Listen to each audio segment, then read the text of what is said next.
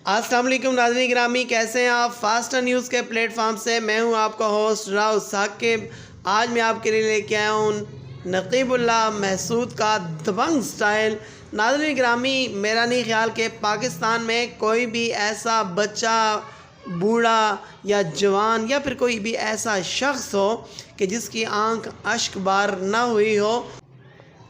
नाज़रीन गिरामी, ये लड़का जीने के काबिल था। इसका स्टाइल देखिए, इसकी स्माइल देखिए, इसके नए नाज अंदाज, अरे ज़बरदस्त यार। अभी बहुत से लोग इसे आइडलाइज करते हैं, इसको पसंद करते हैं और इसको कॉपी करते हैं। मैं आपको इस वीडियो के एंड में उनके स्टाइल भी दिखाऊंगा कि कौन कौन लोग ऐसे हैं कि जो इसको कॉपी करते हैं। लेकिन नाज़रीन गिरामी, एक ख़बर सोशल मीडिया पे बहुत ज़्यादा पब्लिश हो रही थी और बहुत ज़्यादा वायरल थी कि नकीबुल्लाह महसूद और बख्तावर भुट्टो ज़रदारी में क्या रिश्ता था। यकीन कीजिए, मैंने इंतहा से भी ज़्यादा रिसर्च की इस मामले के ऊपर।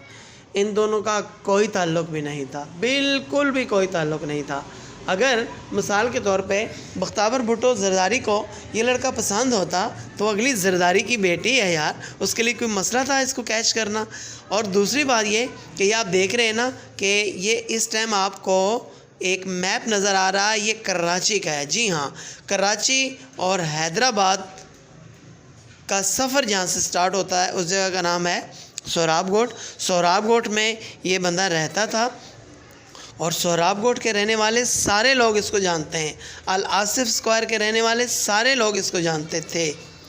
अच्छा, ये जो शख्स है ये इसको कॉपी करता है, लेकिन नकीबुल्लाह महसूद तो नहीं है। इसका नाम है, आई थिंक इसका नाम है उमर महसूद।